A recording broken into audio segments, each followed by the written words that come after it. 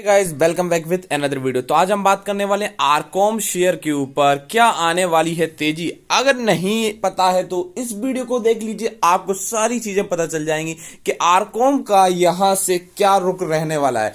क्या यहां से आरकॉम अपने हाई को ब्रेक कर देगा या फिर से वही लेवल को अपना ब्रीच करेगा? तो चलिए देखते हैं इस वीडियो में। अगर आप हमारे चैनल पर नए हैं या फिर पहली बार विजिट कर रहे हैं तो सबसे पहले चैनल को सब्सक्राइब करें ऐसी मोर अपडेट नोटिफिकेशन को पाने के लिए। तो चलिए शुरू करते हैं। तो गाइस हम आ चुके हैं रिलायंस कम्युनिकेशन लिमिटेड शेयर के ऊपर और शेयर का जो प्राइस है वो 3 रुपये 10 पैसे 1% की तेजी देखने को मिली थी आपको 11 मार्च को। अब सबसे बड़ी बात ये है, दुविधा में फंसे हुए लोग, जो रिटेल इन्वेस्टर इसमें फंसा हुआ है आरकॉम में, बड़ा परेशान है। जो लोग टारगेट दे रहे हैं कि 10 रुपये 20 रुपये के आसपास आरकॉम कब आने वाला है। आज इस वीडियो को इस चीज पे ही, इस मुद्दे पे ही डीप डिस्कशन होगा। तो वीडियो को विदाउट इसके पूरा देखें, समझें कि क्या हमने जिसमें आरकॉम में निवेश किया है कि यहां से न्यूज आने वाली है जो उससे यहां से तेजी होगी या फिर नहीं होगी। तो सबसे पहले देखने को ये देखना चाहिए कि आरकॉम में अभी कुछ दिनों से कैसी तेजी हो रही है। तो आप देखेंगे कि आरकॉम ने जो लो बनाया है, जो ये वॉर वाली सिचुएशन बनी थी उस टाइम पे जो लो बनाया आरकॉम ने, वो बनाया 2 रुपये 85 पैसे का। यानी कि 2 रुपये 85 पैसे का जो लो है, उसके बाद ये शेयर ने थोड़ी सी तेजी दिखाई है।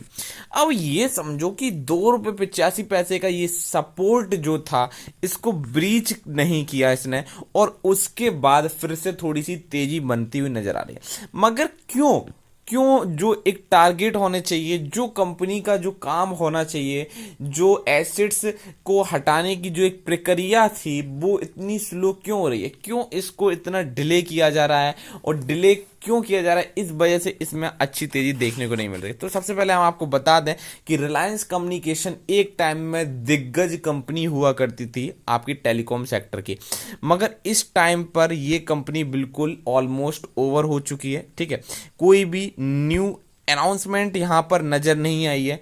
ठीक है, 9 मार्च को एक अनाउंसमेंट आई थी, उस अनाउंसमेंट को भी हम आपको बता देते हैं कि क्या अनाउंसमेंट थी। देखिए, रिलायंस कम्युनिकेशन के थ्रू एक जारी किया गया था नोटिस, और नोटिस था information regarding loss of share certificate. ठीक है, यानी कि लॉस ऑफ शेयर सर्टिफिकेट के रिगार्डिंग ये जो है नोटिस आपको रिलायंस कम्युनिकेशन ने इशू किया था। अब देखिए, लॉस ऑफ शेयर सर्टिफिकेट, कोई भी ऐसी चीज हमें इसमें पॉजिटिविटी, जैसे ही ये आया नोटिस आया उसके बाद के लोगों ने कहा कि तेजी अब बनेगी, अब यहाँ से तेजी होगी। मगर लॉस ऑफ सर्टिफिकेट इशू करने से कोई भी तेजी, ऐसे कोई भी चीज़ नहीं है कि तेजी हो जाए। 9 मार्च को ये चीज़ आई और देखिए, लोग जो रिटेल इन्वेस्टर है वो उस सर्टिफिकेट के बेसिस पे ही देखिए कितनी तेजी कर दी। मतलब ऐसा नहीं है कि लॉस ऑफ शेयर सर्टिफिकेट पता चल जाएगा, इसमें कोई अच्छा, कुछ पॉजिटिव, कोई जो हमारा प्रोसेस चल रहा है एसेट्स को हटाने का, वो उसमें कुछ सुधार आएगा, कुछ भी नहीं। मगर फिर भी लोगों ने इसमें तेजी की और शेयर पहुंच गया 3 रुपये 10 पैसे का। अब देखिए, 3 रुपये 10 पैसे पर शेयर पहुंच चुका है। अब जो इसने हाई लगाया था, 52 वीक हाई है जो इसका 5 रुपये का, क्या ये ब्रेक होता हुआ नजर आ रहा है? हमें तो यहाँ पर कोई उम्मीद नहीं नजर आ रही है। यहाँ पर अभी रिलायंस कम्युनिकेशन की कोई भी बात तक नहीं हो रही है। ठीक है, कि कोई भी, जैसे कि कोई प्रक्रिया एक चल रही है, डिले पे डिले सारे काम हो रहे हैं। जो एसेट्स के लिए जो इसका स्पेक्ट्रम खरीदने की बात चल रही है, 2-3 कंपनी, जैसे कि आपको पता है कि मुकेश अंबानी जी भी इसके स्पेक्ट्रम को खरीदने के लिए काफ़ी इंटरेस्टेड है, और भी जो कंपनियां हैं जो इस पर इंटरेस्टेड है खरीदने के लिए। मगर यहाँ पर कोई भी ऐसा फास्ट कोई प्रोसेस नहीं चल रहा है जिससे कि इसमें रिलायंस कम्युनिकेशन में तेजी देखने को मिले। अब आपको पता है कि कंपनी जो है, कंपनी का ऑलमोस्ट सारी चीजें ओवर हो चुकी हैं, सिर्फ और सिर्फ एक प्रोसेस होना है, और उस प्रोसेस के बाद हो सकता है, लोग जैसे अनुमान लगा रहे हैं, कुछ लोग कह रहे हैं 100 रुपये पहुंच जाएगा। भाई, मैं आप लोगों से यही कहूंगा, आप इस शेयर में पूरा एक साल में, जो एक साल में 1 ईयर यानी कि 52 वीक में इसने जो हाई लगाया है वो लगाया है 5 रुपये का। ठीक है, 5 रुपये का जो हाई लगाया, उस टाइम भी लोगों को यही उम्मीद थी कि 5 रुपये का हाई लगाया, अब यहाँ से शेयर 20-25 रुपये पे जाएगा, उस टाइम हम इस शेयर को बेच लेंगे। और इस चक्कर में काफ़ी अच्छे अच्छे स्टॉक्स ने ₹5 से ₹35 तक का हाई भी लगा दिया है। ठीक है, तो आप कहाँ पे बैठे हुए हैं? आप ऐसी नाव में बैठे हुए हैं जो सिर्फ आपको उम्मीद दे रही है कि हाँ मैं ये नदी है वो पार करवा दूंगी, मगर वो कब पार करवाएगी और करवाएगी कि नहीं करवाएगी और कितनी साल लग जाएंगी, इसका कोई भी अभी ऐसा कोई ऑफिशियल डेट नहीं आई है। ठीक है, ऐसी ऑफिशियल कोई न्यूज़ नहीं आई है, क्योंकि जो मैटर है ये चल रहा है कोर्ट में, और कोर्ट के मैटर आप समझते हैं डिले होते रहते हैं, डे बाई डे डेट एक आएगी फिर दूसरी आएगी। तो हमारा आपसे यही ओपिनियन है कि अगर आप उम्मीद रिलायंस कम्युनिकेशन लिमिटेड से लगाकर बैठे हैं तो आपको हो सकता है कि इसमें निराशा देखने को मिल जाए। आपको इस समय क्या करना चाहिए? आपको रिलायंस कम्युनिकेशन को या तो आप जो आपने डाला हुआ है आप उसको बिल्कुल भूल जाइए, छोड़ दीजिए कि अब जब होगा तब देख लेंगे। मगर उससे पहले अगर आप कुछ रियली में अगर कुछ इन्वेस्टमेंट करना चाहते हैं तो आपको स्ट्रॉन्ग फंडामेंटल वाली कंपनी में इन्वेस्ट करना चाहिए।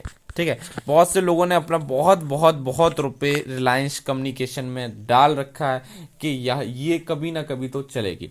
ठीक है, तो रिलायंस कम्युनिकेशन में आपने जो निवेश किया है या फिर आप यहाँ पर फ्रेश बाइंग करने की सोच रहे हैं, अब जिसका पैसा फंसा हुआ है वो तो बेचारा फंसा हुआ है। अगर आप फ्रेश बाइंग करने की सोच रहे हैं, अगर आप फ्रेश बाइंग करने की सोच रहे हैं तो यहाँ पर मैं आपसे यही कहूँगा कि अभी यहाँ पर फ्रेश बाइंग को अवॉइड करिए। यहाँ पर आप शेयर को बिल्कुल भी मत खरीदिए। आप किसी अच्छी कंपनी में उसका फंडामेंटल चेक करके उसमें निवेश कर दीजिए, उसमें हो सकता है कि आपको अच्छे खासे रिटर्न देखने को मिल जाए।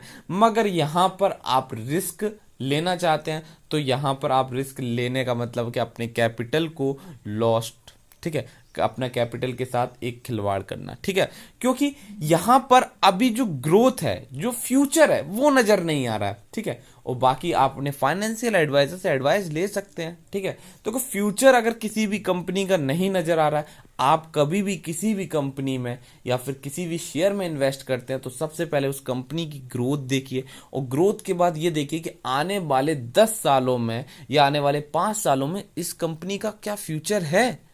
अगर फ्यूचर है तो आप निवेश करिए, और अगर फ्यूचर है, जैसे कि आप देख रहे हैं, सबसे बड़े एग्जाम्पल है आपके सामने कि कार की जो अभी बैटरी वाली इलेक्ट्रिक कार्स वगैरह आने वाली हैं, तो जो कंपनियां के शेयर, जो बैटरियों के शेयर थे, ठीक है, जो कंपनी बैटरी का केमिकल्स बना रही थी, उनके जो अगर आप ग्रोथ देखेंगे तो 10 टाइम्स ज़्यादा हो गई है, 10 गुना, यानी 10x का रिटर्न उन्होंने दे दिया है अभी तक, 10x का रिटर्न।